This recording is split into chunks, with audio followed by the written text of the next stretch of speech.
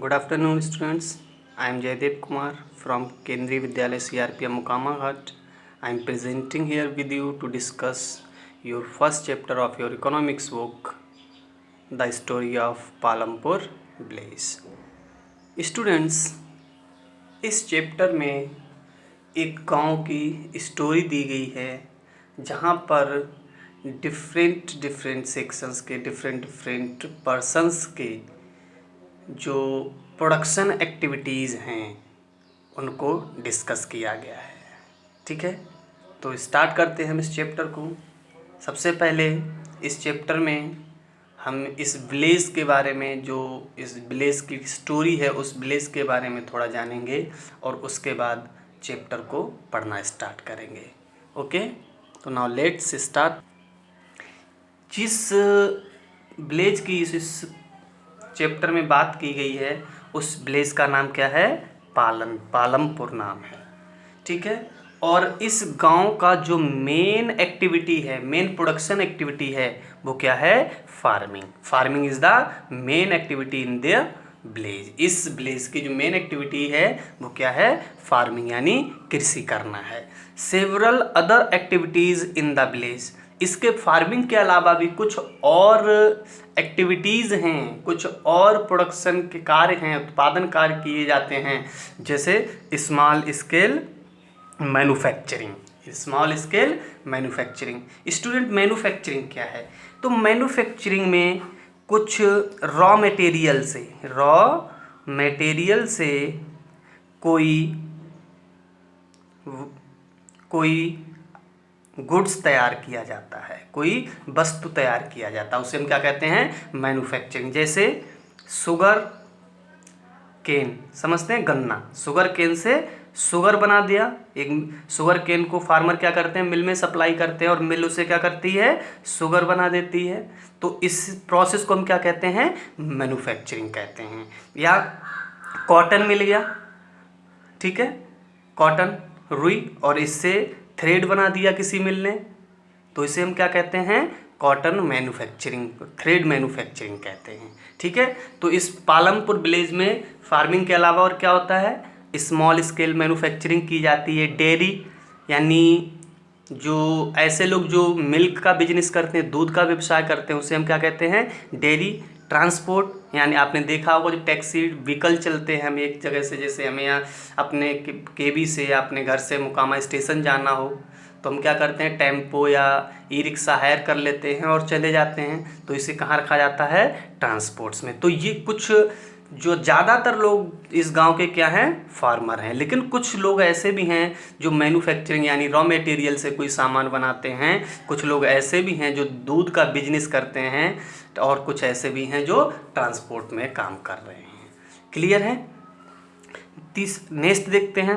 Palampur village जो है वो 450 फैमिलीज, यानी इस गांव में कितनी फैमिलीज हैं?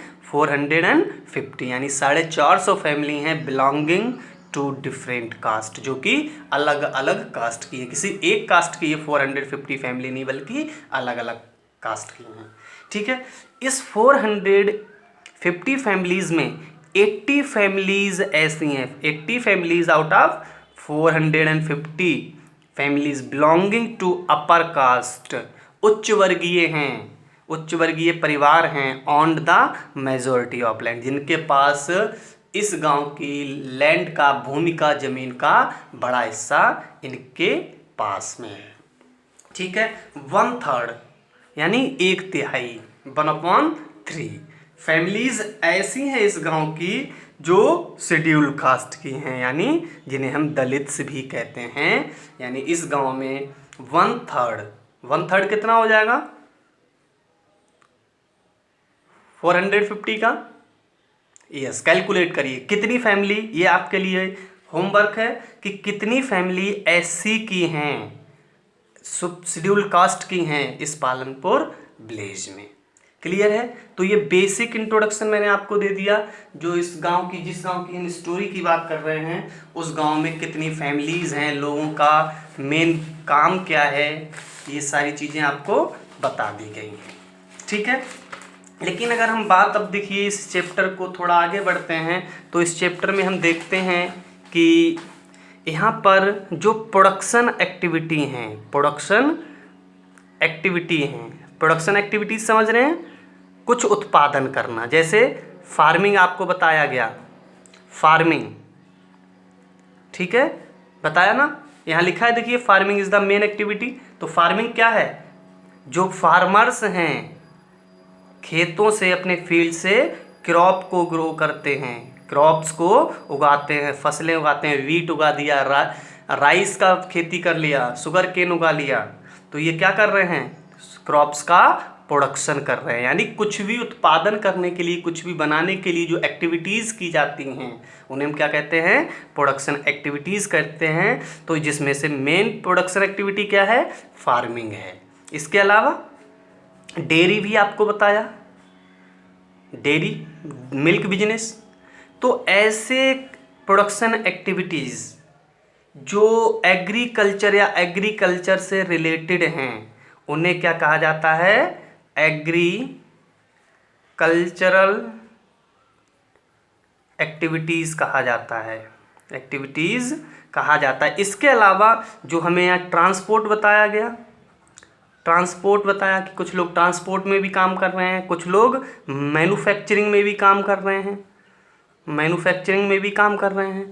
तो इनमें देखिए एग्रीकल्चर डायरेक्टली, इसका एग्रीकल्चर से कोई रिलेशन नहीं, इनडायरेक्टली तो है लेकिन डायरेक्टली कोई नहीं है। तो ऐसी एक्टिविटीज़ जो एग्रीकल्चर से रिलेटेड नहीं हैं उन्हें क्या कहा जाता है? नॉन एग्रीकल्चरल एक्टिविटीज़ कहा जाता है। क्या कहेंगे इन्हें? Non agricultural activities.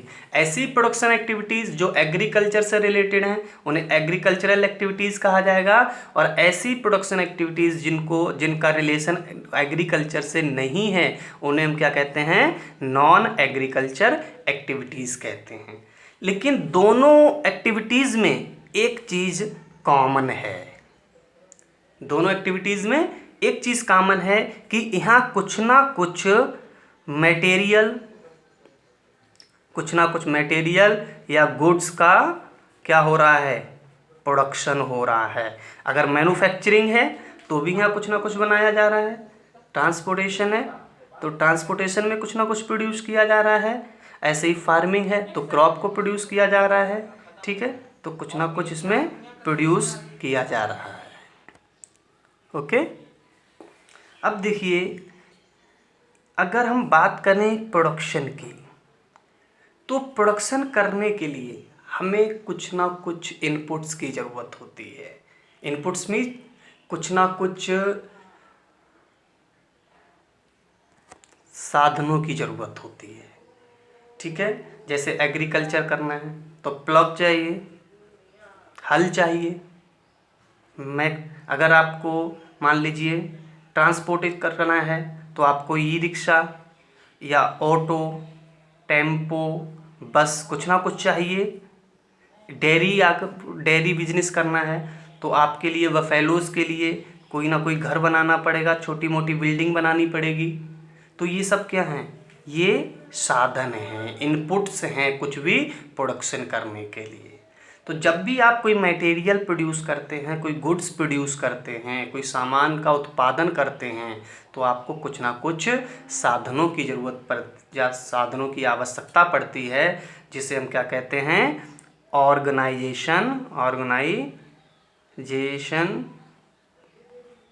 Of production, या कभी कभी हम इसे क्या कह देते हैं? फैक्टर्स ऑफ प्रोडक्शन भी कह देते हैं, ठीक है। क्या कहते हैं? फैक्टर्स ऑफ प्रोडक्शन और ऑर्गेनाइजेशन ऑफ प्रोडक्शन। अगर हम इन साधनों की बात करें तो मैनी मोर रिसोर्स हैं, मैनी मोर इनपुट्स हैं जिनका प्रोडक्शन में यूज़ किया जाता है। लेकिन इकोनॉमिक्स को हम जो फैक्टर्स ऑफ प्रोडक्शन हैं या ऑर्गेनाइजेशन ऑफ प्रोडक्शन है, 4 कैटेगरी में बांट लेते हैं। कितनी कैटेगरीज में? 4 कैटेगरीज में फैक्टर्स ऑफ प्रोडक्शन को रखा जाता है या ऑर्गेनाइजेशन ऑफ प्रोडक्शंस को रखा जाता है। वो 4 कौन से हैं उनको हम अब डिस्कस करते हैं। ओके, देखिए यहाँ पर लिखा है ऑर्गेनाइजेशन ऑफ प्रोडक्शन। तो इनको डिस्कस करते हुए एक एक को हम समझते हैं। मान लीजिए आप स्टडी के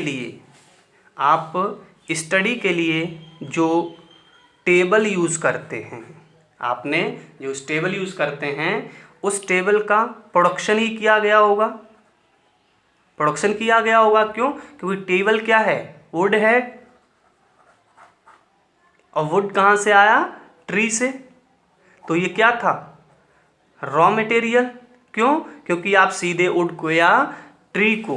वुड को और ट्री को आप टेबल की तरह यूज़ नहीं कर सकते थे। इसको काट कर, इसको कोई ना कोई शेप देकर टेबल बनाया गया, यानी ये वुड के और ट्री क्या हो गया?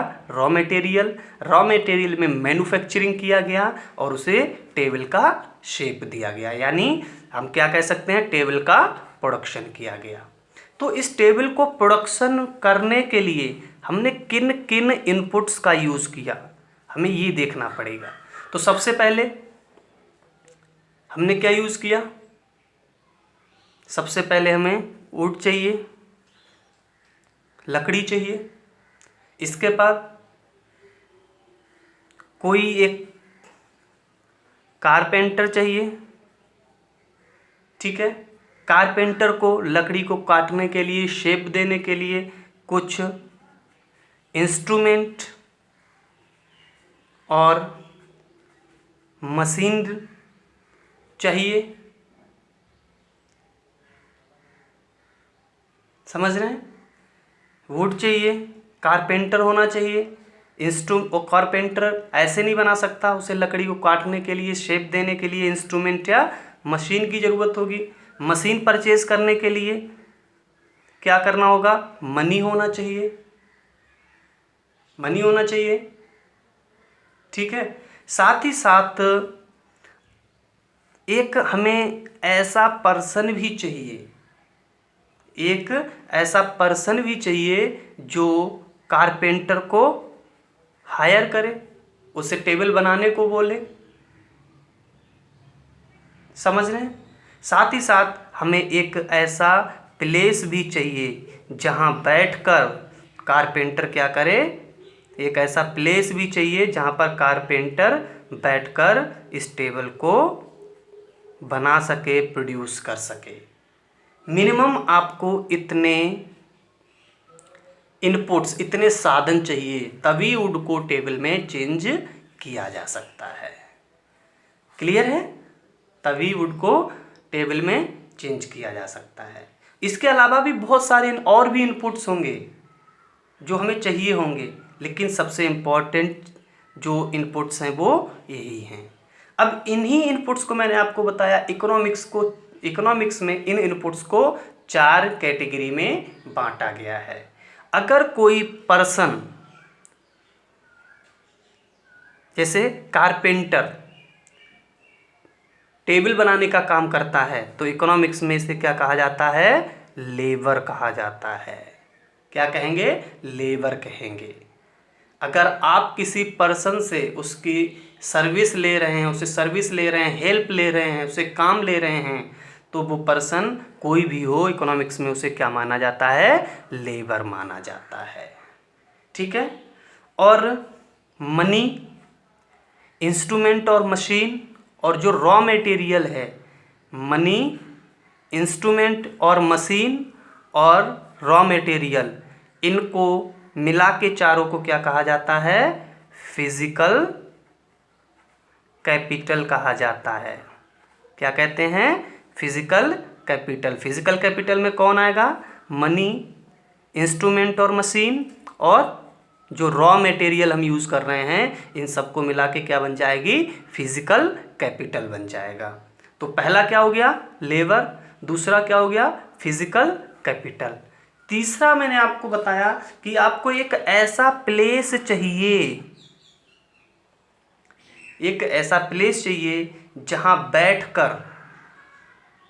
जिसका यूज़ करके कारपेंटर कुछ टेबल बना सके।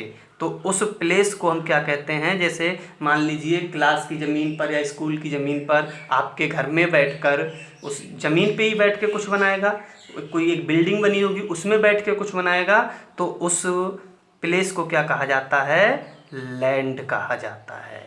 या जो वुड का प्रोडक्शन होगा, ट्री कहाँ उगेगा, लैंड पर। जब लैंड नहीं होगा तो ट्री नहीं होगा, ट्री नहीं होगा तो रॉ मटेरियल नहीं मिलेगा। इसलिए ट्री को प्रोड्यूस करने के लिए आपको लैंड की भी आवश्यकता होगी। तो पहला क्या हुआ, लेबर, दूसरा फिजिकल कैपिटल, तीसरा लैंड, और चौथा मैंने आपको बताया कि इन सब को एक साथ इकट्ठा करने के लिए भी कोई पर्सन चाहिए होगा। कोई पर्सन चाहिए होगा जो कारपेंटर से कहेगा, लेबर से कहेगा कि मुझे टेबल बनवानी है, इन सबको अरेंज, रॉ मटेरियल देगा लाके किसे, कारपेंटर को।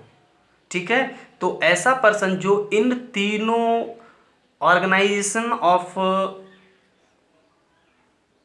प्रोडक्शन या फैक्टर ऑफ प्रोडक्शन को एक साथ इकट्ठा करता है, साथ में रखता है, उसे हम क्या कहते हैं, जो पर्सन इन सबको हायर करता है उनसे एंटरप्राइजेज कहते हैं, या कभी कभी इसे हम एंटरप्रेन्योर भी कहते हैं। हिंदी में इसे उद्यमी कहा जाता है। लैंड को भूमि कहा जाता है, फिजिकल कैपिटल को भौतिक पूंजी कहा जाता है, जबकि लेबर को हम क्या कहते हैं, श्रमिक कहते हैं। ठीक है, तो देखिए इसी को यहाँ पर बहुत क्लियर डिफाइन किया गया है। देखिए ऑर्गेनाइजेशन ऑफ प्रोडक्शन, इसे मैंने कहा फैक्टर ऑफ प्रोडक्शन भी बोल सकते हैं और फैक्टर ऑफ प्रोडक्शन बोल सकते हैं। और सबसे पहला फैक्टर ऑफ प्रोडक्शन इनपुट क्या होगा, लैंड होगा। जहां पर मैंने अभी एग्जांपल दिया ट्री को उगाया जाएगा, वो क्या होगा, लैंड होगा। फिर इस लैंड से हमें वुड मिलेगा। वुड को शेप देने के लिए, फर्नीचर तैयार करने के लिए हमें कारपेंटर की ज़रूरत होगी, जो कौन सी कैटेगरी में आएगा, लेबर की कैटेगरी में आएगा। पहला लैंड हो गया, पहली कैटेगरी क्या होगी, फैक्टर ऑफ प्रोडक्शन की लैंड, दूसरा लेबर, तीसरा क्या हो गया, फिजिकल कैपिटल, जिसमें मैंने आपको बताया रॉ मटेरियल आएगा, या फिर आप प्रोडक्शन के लिए जो मनी यूज़ कर रहे हैं वो भी फिजिकल कैपिटल में आएगा, या कोई मशीन या इंस्ट्रूमेंट यूज़ कर रहे हैं वो भी कहाँ आएगा, फिजिकल कैपिटल में आएगा। ठीक है, तो लेबर क्या है, जो पर्सन रॉ मटेरियल यूज़ करके उसे शेप देने के लिए अपनी सर्विस देगा, वो कौन होगा, लेबर। लैंड आप जानते हैं भूमि, नेचुरली हमें मिली हुई है, फ्री गिफ्ट है नेचर का हमारे लिए। फिजिकल कैपिटल क्या है, जनरली ये मैन मेड होती है। ठीक है, देखिए इसे क्या है, फिजिकल कैपिटल को थोड़ा हम डिस्कस कर लेते हैं। फिजिकल कैपिटल को डिस्कस कर लेते हैं। तो फिजिकल कैपिटल क्या है, वैरायटी ऑफ इनपुट्स, बहुत सारे इनपुट्स जिसे हम प्रोडक्शन में यूज करते हैं, such as machine, instrument, money, raw material. अभी आपको मैंने बताया था कि मनी, रॉ मटेरियल, मशीन और इंस्ट्रूमेंट जो हैं इनको फिजिकल कैपिटल में रखा जाता है। तो variety of input such as machine, instrument, money, raw material etcetera is known as physical capital. ठीक है, तो फिजिकल कैपिटल में कौन शामिल हो जाएगा, machine, instruments, money and raw material. Clear है। और ये जो फिजिकल कैपिटल है इसको दो पार्ट्स में डिवाइड किया जाता है। कैसे, फिजिकल कैपिटल जो हमने अभी आपको बताया, machine, instrument, money and raw material, इसको भी दो कैटेगरी में बांट देते हैं। एक फिजिकल कैपिटल की कैटेगरी होती है फिक्स्ड कैपिटल और दूसरी working capital. Fixed means constant, स्थिर, यानी ऐसी कैपिटल जो प्रोडक्शन में एक बार परचेज की जाती है और सालों तक उसे यूज़ किया जाता है, उसे हम फिक्स्ड कैपिटल कहते हैं। यानी प्रोडक्शन में उसकी क्वांटिटी हमेशा कैसी रहती है, फिक्स रहती है, उसे हमें चेंज करने की ज़रूरत नहीं होती। वो क्या कहलाती है, फिक्स्ड फिजिकल कैपिटल कहलाती है। जैसे that capital which can be use in production for many years, ऐसी फिजिकल कैपिटल जिसको एक बार परचेज करके बहुत सालों तक यूज़ किया जा सकता है, उसे हम क्या कहते हैं, फिक्स्ड कैपिटल कहते हैं। एग्जाम्पल, कोई मशीन आपने परचेज कर ली, सालों साल चलती है। कोई इंस्ट्रूमेंट आपने परचेज कर लिया, कई साल तक यूज़ किया जाता है। बिल्डिंग, मान लीजिए आपने कोई बिल्डिंग बनवा दी, कोई भवन बनवा दिया, कोई ऑफिस बनवा दिया, तो वो भी हमें बार बार एक बार बनाने के बाद कई सालों तक उसका यूज़ किया जा सकता है। तो ऐसी फिजिकल कैपिटल जिसका यूज एक बार परचेज करने के बाद बहुत समय तक, लंबे समय तक किया जा सकता है, तो उसे हम क्या कहते हैं? फिक्स्ड कैपिटल कहते हैं। और वर्किंग कैपिटल, ऐसी capital which can be use only single time in production, केवल ऐसी फिजिकल कैपिटल जिसका प्रोडक्शन में केवल एक ही बार यूज किया जा सकता है, उसे दोबारा यूज नहीं किया जा सकता, उसे हम क्या कहते हैं? वर्किंग कैपिटल कहते हैं। यानी जैसे जैसे प्रोडक्शन बढ़ता जाएगा आपको इसकी क्वांटिटी चेंज करनी पड़ेगी, जबकि फिक्स्ड कैपिटल की क्वांटिटी आपको चेंज करने की ज़रूरत नहीं होगी। और दूसरा, फिक्स कैपिटल का यूज सालों साल तक, कई सालों तक किया जा सकता है, जबकि वर्किंग कैपिटल का प्रोडक्शन में केवल एक ही बार यूज होता है, जैसे रॉ मटेरियल या फिर मनी। रॉ मटेरियल और मनी, इनको आप एक बार यूज कर लिए अगर प्रोडक्शन में, तो इसे दोबारा यूज नहीं किया जा सकता, वो खत्म हो जाता है, अपने आप को खत्म कर देता है। इसलिए फिजिकल कैपिटल को दो पार्ट्स में बांटा गया, एक फिक्स कैपिटल, दूसरा वर्किंग कैपिटल। फिक्स कैपिटल एक टाइम परचेज किया, कई सालों तक यूज कर लिया, जैसे मशीन, इंस्ट्रूमेंट, बिल्डिंग। और वर्किंग कैपिटल प्रोडक्शन में एक बार यूज हुआ, उसके बाद दोबारा यूज नहीं हो सकता, वो क्या है? वर्किंग कैपिटल, जैसे रॉ मटेरियल और मनी। क्लियर? तो 3 फैक्टर्स ऑफ प्रोडक्शन हमने डिस्कस कर लिए। पहला लैंड, दूसरा लेबर, और तीसरा physical capital.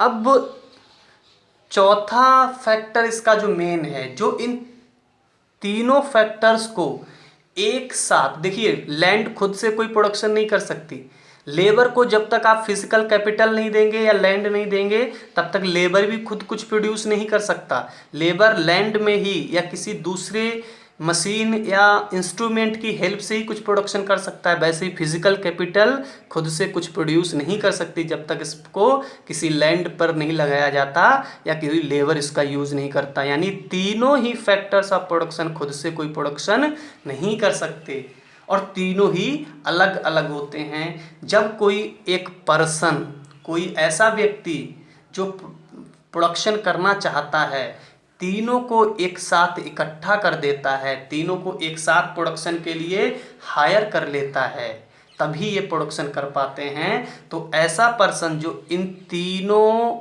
Factors of production को प्रोडक्शन करने के लिए एक साथ इकट्ठा करता है, उसे हम क्या कहते हैं? एंटरप्राइज